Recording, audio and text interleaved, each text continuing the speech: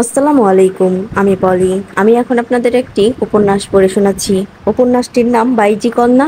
লিখেছেন জান্নাতুল নাইমা। পর্ব সংখ্যা ১৯ থেকে ২১ পর্যন্ত সবগুলো একসাথে পড়ে শোনাচ্ছি।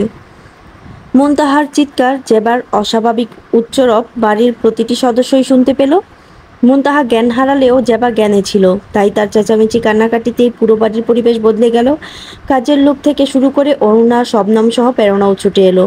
প্রথমে তারা থমকালো মুনতাহাকে জ্ঞানহীন অবস্থায় মেঝেতে পড়ে থাকতে দেখে। অনেকেই ধারণা করে নিল হয়তো শরীর খারাপ, তাই মুনতাহা জ্ঞান হারিয়েছে। জেবার স্বভাব সম্পর্কে সবাই অবগত, তাই স্বাভাবিক ঘটনা ভেবেই সকলে এগিয়ে এলো। অরুণা ব্যস্ততার সঙ্গে এসে মুনতাহাকে ধরল, প্রেরণাকে উদ্দেশ্য করে বলল, হ্যাঁ রে ছোট বউ, এবার কি সুখবর টুখবর পাবো নাকি? তখনই জেবা হাত উঁচিয়ে অস্পষ্ট স্বরে বলল, ননদিনী। জেবার হাত সই সকলেই সোজা জানালা দিয়ে ঘরের ভিতরে দৃষ্টি নিক্ষেপ করলো। ফ্যানের সাথে রুমানাকেও ঝুলন্ত অবস্থায় দেখে কেউ ওমাগো, কেউ হাই হাই, কেউ আল্লাহরে কি সর্বনাশ ঘটল বলে চিল্লিয়ে উঠল। অমন হর্ষক দৃশ্য দেখে একটি প্রাণও স্বাভাবিক থাকতে পারল না। নিমিষেই চিৎকার চেঁচামেচি ক্রন্দন ধ্বনিতে ছেয়ে গেল পুরো পাঁচফোড়ন গৃহ। ওদের মধ্যে সবচেয়ে সাহসী ছিল শবনম, তাই সকলকে রেখে সেই প্রথম ছুটে গেল। কিন্তু ভেতর থেকে দরজা লাগানোতে ভিতরে প্রবেশ করতে পারল না। কয়েকজন কাজের লোক দরজা ভাঙার ব্যবস্থা করলো। কয়েকজন ছুটে গেল বাড়ির অন্যান্য সদস্যকে খবরটা জানাতে। আর দুজন কাজের মহিলা মুনতাহাকে তার রুমে পৌঁছে দেওয়ার জন্য অরুণাকে সাহায্য করলো। জেবা এক কোণে বসে হাউমাউ করে কাঁদতে লাগলো। সহজ সরল পাগলাটে স্বভাবের মেয়েটা বেহুশের মতো কাঁদছে। তার ক্রন্দনধ্বনি শুনতেই কি ভয়ানক লাগছে, যেন এই কান্নায় কারো মৃত্যু শোকের চেয়েও ভয়ানক শোক প্রকাশ পাচ্ছে। অলিউর চৌধুরীর স্বপ্নের গৃহের চারপাশে যেন আজ শুধু অভিশাপের সুর। আচম্বিত শোকা শোকাভিভূত হয়ে গেল জমিদার বাড়ি। প্রথমে বাড়ির প্রতিটি সদস্য, তারপর পুরো গ্রামের মানুষদের মাঝে ছড়িয়ে পড়ল শোক সংবাদটি। আশেপাশের প্রায় ৪-৫ গ্রামের মানুষদের মাঝেও ছড়িয়ে গেল। বাড়ির কাজের মহিলা আর শবনম মিলে রুমানার লাশ নামিয়ে গায়ে কাপড় ঢেকে দিল। পল্লব চৌধুরী শহরে, তাই তার ফিরতে বেশ সময় লাগবে। অলিউর চৌধুরী, পলাশ চৌধুরী, প্রণয় চৌধুরী, রঙন চৌধুরী সকলেই বাড়িতে উপস্থিত হলো। অঙ্গন কোথায় আছে কেউ জানে না। বাড়ির এই ভয়ানক পরিস্থিতি মোকাবেলা করার জন্য অলিউরের পাশে দাঁড়ালো পলাশ এবং প্রণয় চৌধুরী। ভিতর থেকে কান্নার আওয়াজ আসছে। উঠানের মাঝখানে দাঁড়িয়ে আছে অলিউর চৌধুরী, দুপাশে তার দুই ছেলে পলাশ এবং প্রণয়। রঙন বড় উঠানের এক কোণে মাথা নিচু করে ভূমিতে একদৃষ্টিতে তাকিয়ে আছে। বাড়ির ছোট সদস্য হওয়াতে সকল ঝড় থেকে সে রক্ষা পেয়ে যাবে, কিন্তু যে প্রাণটি তাদের থেকে চিরজীবনের জন্য হারিয়ে গেল তাকে কি ফিরে পাবে? কঠিন পীড়ায় বক্ষস্থল ক্রমাগত চূর্ণবিচূর্ণ হতে শুরু করলো রঙনের। আপন মনে বারবার একটি প্রশ্নই জেগে উঠল, কেন সে পালিয়ে গেল? কেন সে সাহস করে থেকে গেল না? থাকলে অন্তত আজ রুমানা এই পরিস্থিতির শিকার হতো না। পৃথিবীতে ভালোবাসা এমন এক অনুভূতি, যে অনুভূতি কখনো সুখে বুক ভরিয়ে তুলবে, কখনো এক বুক দহনে হৃদয়কে দগ্ধ করে তুলবে। ভালোবাসা যেমন তোমাকে গড়ে তুলবে, আবার তেমনি ধ্বংসও করে দেবে। ভালোবেসে এক বুক দহনে দগ্ধ হয়ে নিজেকেই ধ্বংস করে দিল রুমানা। কিন্তু আফসোস রেখে গেল গুটি কয়েক মনে। বাবা ভাইকে অভয় দিয়ে রুমানার কক্ষে পা বাড়ালো প্রণয়, কিন্তু তাকে কে অভয় দেবে আজ? রুমানার মৃত্যু তাকে ঠিক কতখানি নাড়িয়ে দিয়েছে কাকে বোঝাবে সে? এত সুন্দর মনের একটি মানুষকে এত সহজে এত তাড়াতাড়ি হারিয়ে ফেলবে, তা কখনো কল্পনাও করতে পারেনি প্রণয়। কেমন যেন হাঁসফাঁস লাগছে। রুমানার কক্ষ থেকে বেশ দূরে কাজের লোকজন বসে কান্না করছে। ফাঁসির মরা বলে অনেকেই ভয়েই ভিতরে যাচ্ছে না।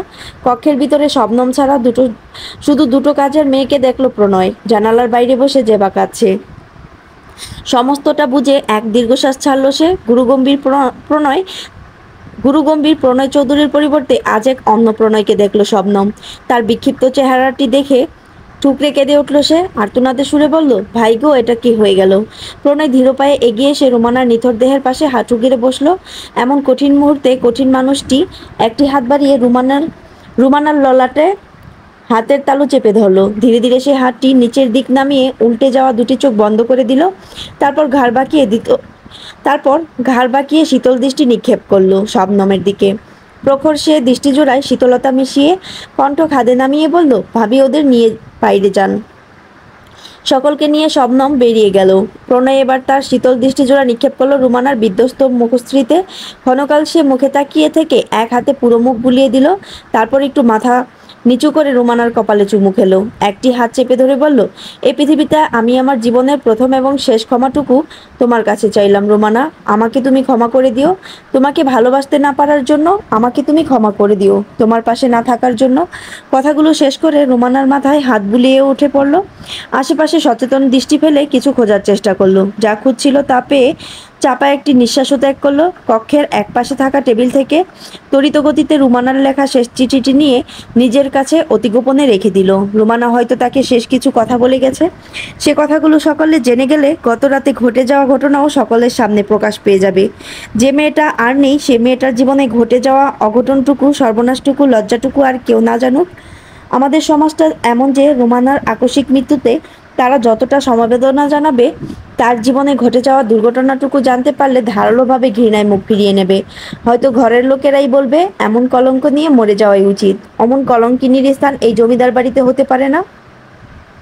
প্রেরণা বারবার জ্ঞান হারাচ্ছে। ওদিকে মুনতাহার অবস্থাও সুবিধার নয়, জেবাও স্বাভাবিক নেই। অরুণা আর শবনম মিলে সবটা সামলাচ্ছে।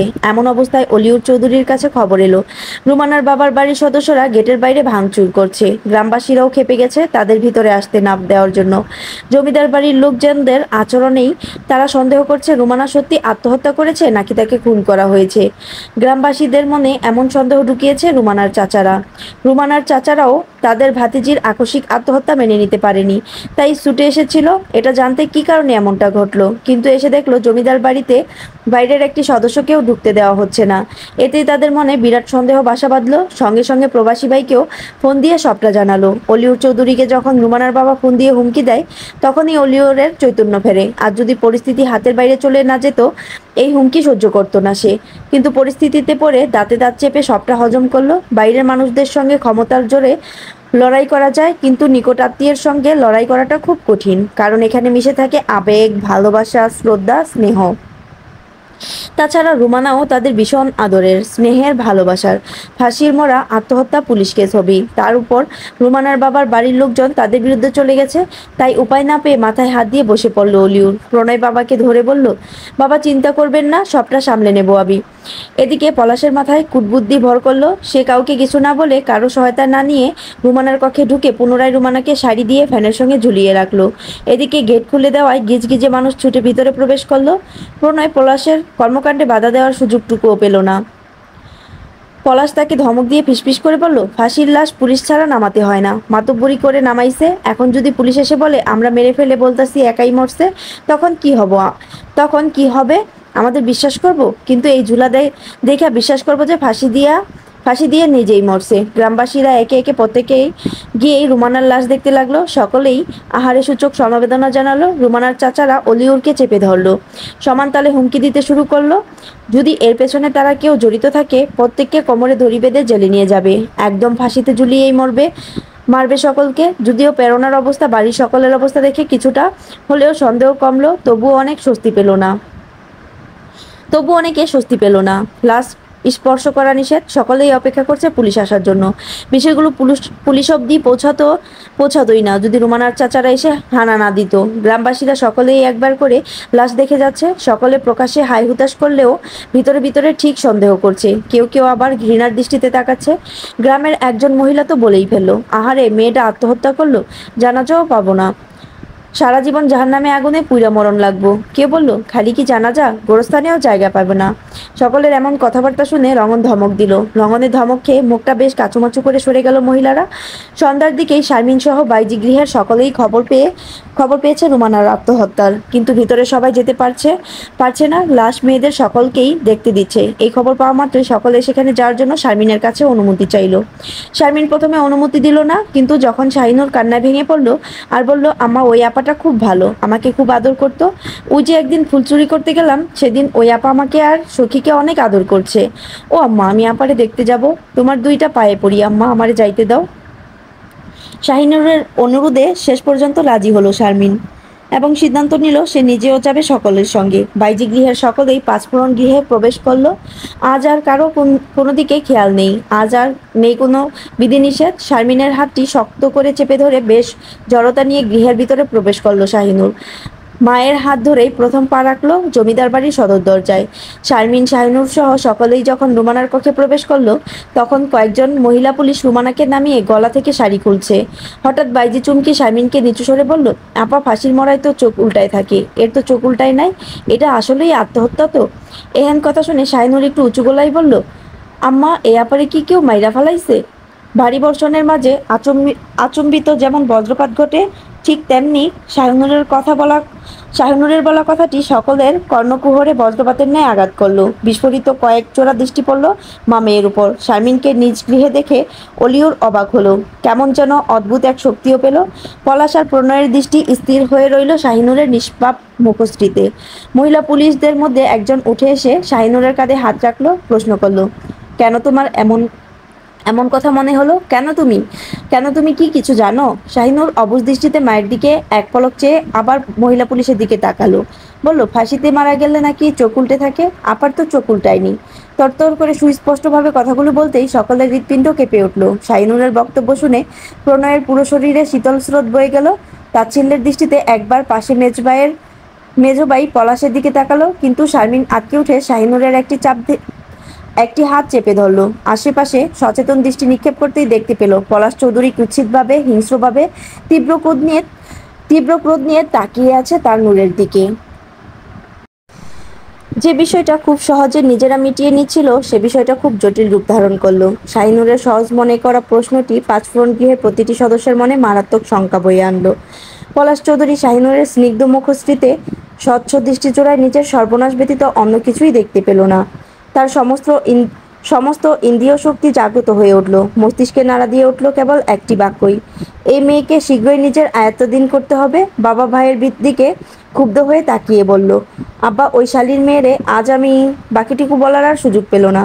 এটুকু বলতেই দিক বেদিক চিন্তা না করে সকলের সামনে ঠাস করে পলাশের গালে এক চর বসালো অলিউর। ভারী ভর্তি লোকজন বিস্ময়ে কর্তব্য বিমূঢ় হয়ে গেল।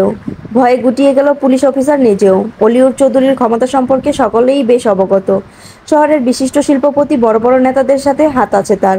সমানতালে দেশে বিদেশে বড় বড় শিল্পপতিদের সঙ্গে ব্যবসায়ের সফলতা অর্জন করছেন। ধন সম্পদ ক্ষমতায় তার থেকে বলবান বা তার সমানেও গ্রামে, উপজেলায় বা জেলায় আর একটিও নেই। 10টা খুন করলেও সেটা ধামাচাপা দেওয়ার মতো ক্ষমতা, কূটবুদ্ধি কোনোটারই অভাব নেই তার। সবটা জেনেও এদের বিরুদ্ধে লোক দেখানো তদন্ত করতেই হবে। সকলের অবস্থা যখন জীর্ণশীর্ণ, তখন পলাশ গালে হাত দিয়ে রক্তিমবর্ণ চোখে বাবার দিকে তাকালো।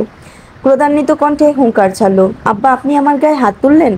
আমার উদ্দেশ্য সফল হতে যত সময় লাগবে তত হিংস্র হব আমি, ঠিক ততটাই নৃশংসরূপে সফলতা অর্জন করব আমি। এটুকু বলেই স্থান ত্যাগ করল পলাশ। তীব্র ক্রোধে শরীরে রক্ত টকবক করছে তার। বাবার প্রতি বেশি ক্ষিপ্ত হয়েছে, কারণ বাবা না থাকলে আজ শারমিন বাইজি আর তার মেয়ে দুটোই হাতের মুঠোয় থাকতো তার। পলাশ চলে যেতেই অলিউর চৌধুরী বড় একটি দম ছাড়ল। তারপর প্রণয়ের দিকে তাকাতেই দেখতে পেল প্রণয় চোয়াল জোড়া শক্ত করে শটান হয়ে দাঁড়িয়ে আছে। অলিউর প্রণয়কে অমন অবস্থায় দেখে বলল, তুমিও কি ওর মতো মূর্খতা করবে? আপনার কি মনে হয় আব্বা? বাবার দিকে না ফিরেই দৃঢ় কণ্ঠে প্রশ্নটি করল প্রণয়। অলিউর বলল, পল্লবের পর যদি আমি কাউকে বিশেষ ভরসা করি, সে এক তুমি। তাহলে নিশ্চিন্ত থাকুন, রুমানার মৃত্যুতে আপনারা কেউ দায়ী না, তাই এই ঘটনার জন্য কোনো প্রকার ভোগান্তিও আপনাদের পোহাতে দেব না। কথাগুলো শেষ করেই এক পলক শাহিনুরের দিকে তাকালো প্রণয়। পরক্ষণেই দৃষ্টি সরিয়ে দীর্ঘশ্বাস ছাড়ল। অত্যন্ত কৌশলে রুমানার চাচাদের সঙ্গে বোঝাপড়া করল প্রণয়। তারাও মানতে বাধ্য হলো যে রুমানা আত্মহত্যাই করেছে। অলিউর চৌধুরীর কোনো কন্যা সন্তান নেই। বোনের মৃত্যুর পর প্রেরণা বহু শখ করেই রুমানাকে নিজের কাছে নিয়ে আসে। নিজের ছেলেদের থেকেও বেশি আদরে মানুষ করেছেন রুমানাকে। প্রণয়কে রুমানা ভালোবাসে বলে বাগদানও সেরে ফেলেছেন। কিছুদিন পরই তাদের বিয়ে হবার কথা ছিল, কিন্তু তার পূর্বে কি নিয়ে হতাশ হলো রুমানা, কেউ বুঝতে পারল না। শেষে ধারণা করা হলো ছোটবেলায় মা মারা গেছে, বড় হওয়া অবধি আজ পর্যন্ত নিজের বাবাকে পাশে পায়নি। এসব নিয়েই হয়তো গভীর চিন্তা করতে করতে হতাশাগ্রস্ত হয়ে পড়েছিল, আর সেই হতাশাই তাকে মৃত্যুর পথে ঠেলে দিয়েছে। মেয়েটা অতিরিক্ত আবেগপ্রবণ কিনা, ঠিক এমন ধারণাই সকলের মস্তিষ্কে চাপিয়ে দিল প্রণয়। যুক্তি দিয়ে, বুদ্ধি দিয়ে, কৌশল খাটিয়ে নিজের পরিবারকে বাঁচাতেও সক্ষম হলো, আবার পরম আত্মীয়দের সাথেও সম্পর্ক অটল রাখলো। মোটা অঙ্কের টাকা খাওয়িয়ে পুলিশও বিদায় করলো। পুলিশ বিদায় হওয়ার পর ধীরে ধীরে মানুষজন কমতে শুরু করলো। এতক্ষণ অতিরিক্ত ভিড় থাকায়, পুলিশের বৈঠক থাকায় কেউ বাড়ির বাইরে যেতে পারেনি। ভিড় কমতে থাকলে শারমিন সিদ্ধান্ত নিল এবার সে চলে যাবে। তাই শায়নুরের হাত শক্ত করে চেপে ধরে আগাতে লাগলো সদর দরজার দিকে। তখনই পিছ থেকে শুনতে পেল, না না, ফাঁসিতে মরা মানুষ গোসল করাতে পারবো না, আমার ডর করে। সহসা চরণদ্বয়ে থামিয়ে ঘুরে দাঁড়ালো শারমিন। দেখতে পেল অরুণা তাদের বাড়ির কাজের মহিলা সহ গ্রামের মহিলাদের বলছে তারা যেন রুমানাকে শেষ গোসল করাতে সাহায্য করে। কিন্তু বিস্ময়কর ব্যাপার হলো, কেউ রাজি হলো না। শবনম, অরুণা ব্যতীত একটি মানুষও রুমানাকে গোসল করানোর জন্য এগিয়ে এলো না। এমন নির্মম দৃশ্য সইতে না পেরে মান্নাত সহ বাকি বাইজিদের দিকে তাকালো শারমিন। বলল, তোদের মধ্যে একজন থাকবি আমার সাথে, বাকিরা নূরকে নিয়ে বাইজি গৃহে ফিরে যাবি। শারমিনের আদেশ পেয়ে মান্নাত থেকে গেল। বাকিদের সঙ্গে বাইজি গৃহে ফিরে গেল শাহিনুর। মেয়েকে বিদায় দিয়ে শারমিন আর মান্নাত অরুণার সামনে গিয়ে দাঁড়ালো। সঙ্গে সঙ্গে অরুণার বুকের ভিতর মৃদু কেঁপে উঠল। এত ভিড়ের মাঝে এতক্ষণ সে খেয়াল না করলেও এবার সুস্পষ্টভাবে শারমিনকে দেখে কেমন যেন গুটিয়ে গেল। শারমিন তাচ্ছিল্য হেসে বলল, ভয় পাবেন না বড় ভাবি, আমি আপনাকে সাহায্য করার জন্য এগিয়ে এসেছি। অরুণা আশেপাশে সচেতন দৃষ্টি বুলিয়ে শারমিনের একটি হাত চেপে ধরে কিছুটা দূরে নিয়ে গেল। ফিসফিস কণ্ঠে বলল, এভাবে সকলের সামনে বড় ভাবি বলছো কেন? এই করুণ দিনে তুমি রসিকতা করতে আইসো না। মৃদু হেসে শারমিন বলল, জমিদারের বড় গিন্নি আপনাকে অসহায় মুখে দেখতে ভালো লাগলো না। অলিউর চৌধুরীর বড় গিন্নিকে কি সামান্য কাজের লোকের কাছে অনুরোধ করা মানায়? মানায় না। তাই তো ছুটে এলাম সাহায্যের হাত বাড়িয়ে দিতে। এক বাইজির থেকে সাহায্য নেব? তোমার মতো বাইজির করুণা নিতে হবে আজ আমাকে? চোয়ালজোড়া শক্ত হয়ে উঠল শারমিনের। সিনা টান করে দাঁড়িয়ে তীক্ষ্ণ দৃষ্টিতে অরুণার দিকে তাকিয়ে বলল, এই বাইজিকে আপনার স্বামী মন প্রাণ দিয়ে বসে আছে। যে স্বামীর ঘরে দুটো বউ রেখে 5টি সন্তান রেখেও এক বাইজির ভালোবাসা পাওয়ার জন্য দিনের পর দিন কাঙালের মতো অপেক্ষা করছে, এই বুড়ো বয়সে এসেও সে স্বামীর ঘর কি করে করছেন? শারমিনের উচিত জবাবে কোনো উত্তর খুঁজে পেল না অরুণা। সারাটা রাত পেরিয়ে তখন ফজরের আজান দিচ্ছে। অরুণা স্থির হয়ে দাঁড়িয়ে আছে। শারমিনের বুকে ধাউ ধাউ করে অগ্নি জ্বলছে। তবুও সে শান্ত কণ্ঠে আবার অরুণাকে বলল, জমিদার গিন্নি আর অপেক্ষা করবেন না, এবার মেয়েটার গোসলের ব্যবস্থা করুন। আমরা আমাদের গৃহে ফিরে যাব শীঘ্রই। নিয়তির খেলা বড়ই অদ্ভুত। যে গৃহে বাইজিদের প্রবেশ নিষেধ ছিল, আজ সে গৃহে অনায়াসে তারা প্রবেশ করেছিল। আশ্চর্যজনকভাবে পাঁচফোড়ন গৃহের চরম বিপদে পাশে এসে দাঁড়িয়েছিল শারমিন। এ খবর অনেকেই জানলো, আবার অনেকের কাছে গোপনও রইল। শারমিন বাইজি গৃহের সদস্য ছাড়াও তার গোপন পরিচয়টুকু অলিউর, প্রেরণা আর অরুণা ছাড়া কেউ জানে না। সকলেই এটুকু জানলো, বাইজিদের সহায়তায় শেষমেশ গোসল করানো হলো রুমানাকে। এই নিয়ে গ্রামবাসীরা কানাঘুষা করলো। পাপিষ্টের শেষ কার্য পাপীদের দ্বারাই সম্পূর্ণ হলো। পাঁচফোড়ন গৃহের প্রতিটি সদস্যই ভেঙে চুরমার হয়ে গেল যখন রুমানার জানাজা পড়ানোর জন্য মানুষ খুঁজে পাওয়া গেল না। মসজিদের ইমাম সরাসরি অলিউর চৌধুরীকে বললেন, আবার আমার নবী যাদের জানাজা পড়ায়নি তাদের জানাজা আমিও পড়াবো না। হযরত জাবের ইবনে সামুরা রাদিয়াল্লাহু তাআলা আনহা থেকে বর্ণিত, তিনি বলেন, রাসূল সাল্লাল্লাহু আলাইহি সাল্লামের সামনে আত্মহত্যাকারী এক ব্যক্তির লাশ আনা হয়, রাসূল সাল্লাল্লাহু আলাইহি সাল্লাম তার জানাজা পড়েননি। নিরুপায় হয়ে প্রণয় খুব রিকোয়েস্ট করে তার এক শৈশব বন্ধু, যিনি পাশের গ্রামের মসজিদের ইমামতি করেন, তাকে নিয়ে এলো। কিন্তু হতভাগিনীর জানাজা নামাজে নিজেদের লোক ছাড়া তেমন কেউ অংশগ্রহণ করলো না। শেষ ধাক্কাটা এতটাই প্রখর ছিল যে প্রণয়ের দৃষ্টিতে রক্ত টকবগিয়ে উঠেছিল। কিন্তু ভাগ্যের নির্মমতা, দুনিয়ার নিষ্ঠুরতায় সৃষ্টিকর্তার কাছে, পুরো দুনিয়ার কাছে পাপিষ্ঠ হয়ে জমিদার বাড়ির জঙ্গলের এক কোণে 3.5 হাত মাটির নিচে ঠাঁই হলো রোমানার। গোরস্থানেও তাকে জায়গা দেওয়া হয়নি। দুনিয়াতেই এমন ভয়ঙ্কর পরিণতি দেখে হৃৎপিণ্ড অস্থির হয়ে উঠল প্রণয়ের। রুমানার এই পরিণতি মেনে নিতে বক্ষস্থলে তীব্র ব্যথার সঞ্চার হলো। সকাল 10টা। শোকের তীব্র ছায়ায় পাঁচফোড়ন গৃহ আচ্ছন্ন হয়ে আছে। একদিকে রুমানার মৃত্যু, অপরদিকে অঙ্গনের চিন্তা। সব মিলিয়ে প্রেরণার অবস্থা খুবই খারাপ। প্রণয় অনেক চেষ্টা করেও অঙ্গনের খোঁজ করতে পারেনি। এদিকে অঙ্গন দূরবর্তী স্থানে গিয়ে দীর্ঘ একটা সময় একা কাটিয়ে শেষে বাড়ি ফেরার সিদ্ধান্ত নিল। সিএনজিতে প্রায় 5 কিলোমিটার পথ শেষ করে নিজের এলাকায় পা ফেলল অঙ্গন। আশেপাশে পরিচিত অনেকেই তাকে সালাম দিল, অনেকে সান্ত্বনা বাণী দিল, অনেকে প্রশ্ন করলো সে কোথায় গিয়েছিল। অস্বস্তি হলো, বিরক্ত লাগলো। হঠাৎ একটু বেশি কদর করছে তাকে লোকজন। তাই চোখে মুখে বিরক্তি ফুটিয়ে গুটি কয়েকজনের দিকে তাকালো। তারা ভয়ে বিব্রত হয়ে সরে গেল। কিন্তু শেষ রক্ষা হলো না। আকস্মাৎ একজন বলে ফেলল, আহারে, মেয়েটা অকালে চলে গেল। এটুকু কর্ণকুহরে পৌঁছাতেই হাঁটা পা থেমে গেল অঙ্গনের। পা থেকে মাথা অবধি কিছুটা কেঁপে উঠল। বক্ষস্থলে মৃদু ধড়াস করে উঠল। এক ঢোক গিলে পাশ ফিরে ওই ব্যক্তির দিকে তাকালো, যে ব্যক্তি কয়েক পল আগে উচ্চারণ করেছিল, আহারে মেয়েটা অকালে চলে গেল। অঙ্গন কৌতূহলী হয়ে প্রশ্ন করল, কে অকালে চলে গেল? অপর ব্যক্তিটি বলল, তুমি বাড়ির খবর জানো না? অঙ্গনের কপাল বেয়ে ঘাম নিঃসৃত হতে লাগলো। হাঁসফাঁস কণ্ঠে বলল, কি হয়েছে? পাশ থেকে আরেকজন বলল, হায় আল্লাহ, হায় আল্লাহ গো, অঙ্গনবাই সর্বনাশ হয়ে গেছে। তুমি কই ছিলা কাল থেকে? রুমানা আপা আর নাই গো ভাই, ফাঁসি দিয়া মইরা গেছে রুমানা আপা। কঠিন কোনো বস্তু দ্বারা আকস্মিকভাবে মাথায় আঘাত পেলে মানুষের মস্তিষ্ক যেমন চূর্ণ বিচূর্ণ হয়ে যায়, ফাঁসি দিয়া মইরা গেছে রুমানা আপা, এটুকু বাক্যতে ঠিক অমনভাবেই অঙ্গনের মস্তিষ্ক চূর্ণ বিচূর্ণ হয়ে গেল। ভূমিকম্পের ন্যায় পুরো পৃথিবী ঘুরতে শুরু করলো। চারদিকে নেমে এলো ঘনীভূত আঁধার। নিমিষেই সকলের চোখের সম্মুখে অত্যন্ত নিবিড়ভাবে ঘুমিয়ে লুটিয়ে পড়ল ভূমিতলে অঙ্গন। কিন্তু যে অঙ্গন চৌধুরী সকলকে সাক্ষী রেখে ঘুমালো, সে অঙ্গন চৌধুরী আর জেগে উঠল না। ঠিক 12 ঘন্টা পর হাসপাতালের কেবিনে জ্ঞান ফিরল নতুন অঙ্গন চৌধুরীর। কিন্তু স্বাভাবিকভাবে নয়, প্রণব চৌধুরী সহ আরও কয়েকজন ডাক্তারের দীর্ঘ প্রচেষ্টার ফলেই জ্ঞান ফিরেছে তার। কিন্তু জ্ঞান ফেরার পর পাশে শুধু প্রণয়কে দেখে অত্যন্ত শান্ত ভঙ্গিতে অঙ্গন প্রশ্ন করল, ভাইয়া আমার রুমানা কোথায়? বিস্মিত হলো প্রণয়। পরক্ষণে নিজেকে স্বাভাবিক করে নিয়ে অঙ্গনের মাথায় হাত বুলালো, বলল, অঙ্গন, সত্যিটা মেনে নেওয়ার চেষ্টা কর। মেয়েটা অভিমান করে আমাদের সকলের থেকে মুখ ফিরিয়ে নিয়েছে। প্রণয় কথাগুলো শেষ করা মাত্রই অঙ্গন আশেপাশে এলোমেলো দৃষ্টি বুলালো। স্যালাইন চলছিল তার। হাতের রগ থেকে টেনে সূচ খুলে আকস্মাৎ প্রণয়কে আক্রমণ করলো। মাথায় প্রচণ্ড শক্তি দিয়ে কামড়েও ধরলো। এমন আক্রমণাত্মক পরিস্থিতিতে সর্বোচ্চ শক্তি খাটিয়ে অঙ্গনকে নিজে থেকে ছাড়ালো প্রণয়। তারপর চিৎকার করে নার্সদের ডাকলো। নার্সরা এসে অঙ্গনকে ধরতে প্রণয় তড়িৎ গতিতে একটি ইঞ্জেকশন পুশ করে দিল। প্রায় 10 মিনিট জবরদস্তি চলার পর অঙ্গন ঘুমিয়ে পড়ল। প্রণয় রুদ্ধশ্বাস ছেড়ে বিক্ষিপ্ত চেহারা নিয়ে কেবিন থেকে বের হলো। কেবিনের বাইরে রঙন দাঁড়িয়েছিল। এমন কঠিন সময়ে রঙনকে হঠাৎ জড়িয়ে ধরে বলল, পারলাম না রঙন, আমি শেষ রক্ষা করতে পারলাম না। অঙ্গনের এই সত্যিটা আমি আম্মাকে কোন মুখে বলবো? রোমানার মৃত্যু, অঙ্গনের মানসিক অসুস্থতা কিভাবে সহ্য করবে আম্মা?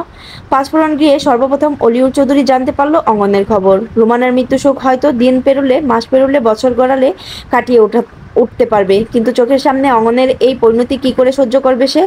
শত হোক, অঙ্গন তার নিজের ছেলে। বক্ষস্থল চেপে ধরে বিছানায় বসে পড়ল অলিউর চৌধুরী। প্রণয়ের কাছে খবর গেল, মা ভাইয়ের পর এবার তার বাবা অসুস্থ হয়ে পড়েছে, এখনই বাড়ি ফিরতে হবে তাকে। 1 মাস পর পাঁচফোড়ন গৃহে এখন চরম বিপর্যস্ত অবস্থা। রোজ নিয়ম করে কোলাহল শুনতে পাওয়া যায়। কখনো কখনো জমিদারের ছোট গিন্নির ক্রন্দনধ্বনিও শুনতে পাওয়া যায় সুস্পষ্টভাবে। তার আহাজারিতে ব্যথিত হয় সকল মায়ের মন। কখনো অঙ্গনের ভাঙচুর, চিৎকার, চেঁচামেচি, কখনো বা হাহাকার বেশি বেড়ায় গৃহের আনাচে কানাচে। আবার কখনো পলাশ চৌধুরীর অশ্রাব্য গালিগালাজও শোনা যায়। ছোট ভাইয়ের করুণ দশায় তার মাঝে বিন্দু পরিমাণ আফসোস তো খুঁজে পাওয়াই যায় না। আবার বাড়িটা যখন মস্তিষ্কের তীব্র যন্ত্রণায়, মনের তীব্র ক্লেশে আবিষ্ট হয়ে ছটফট করে, আর্তনাদ করে, সকলের প্রতি ক্ষোভ প্রকাশ করতে গিয়ে গায়ে হাতও তুলে, তখন ক্রোধান্বিত হয়ে পলাশ মারধর করে অঙ্গনকে।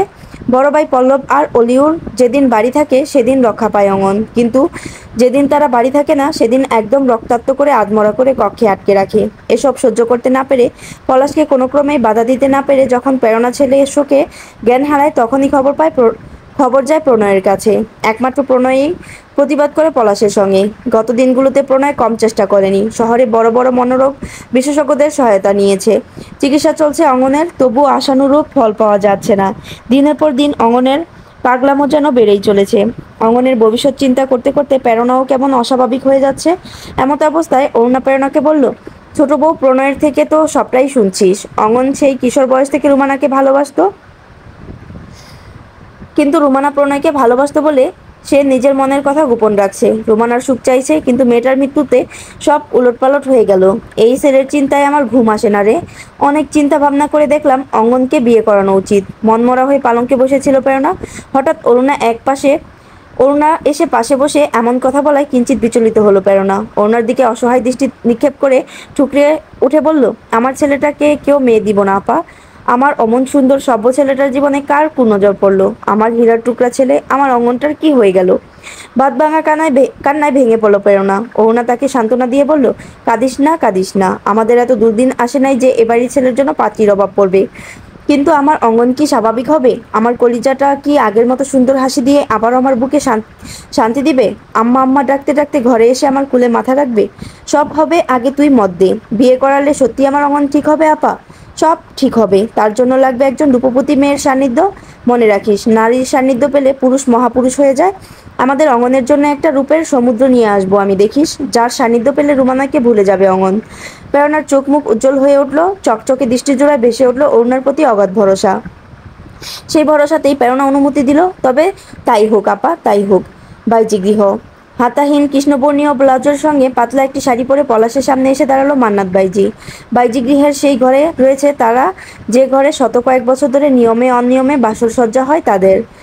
পুরনো বহু স্মৃতি এসে হানা দেয় মান্নাতের মনে, বক্ষস্থল হয়ে ওঠে ভারী।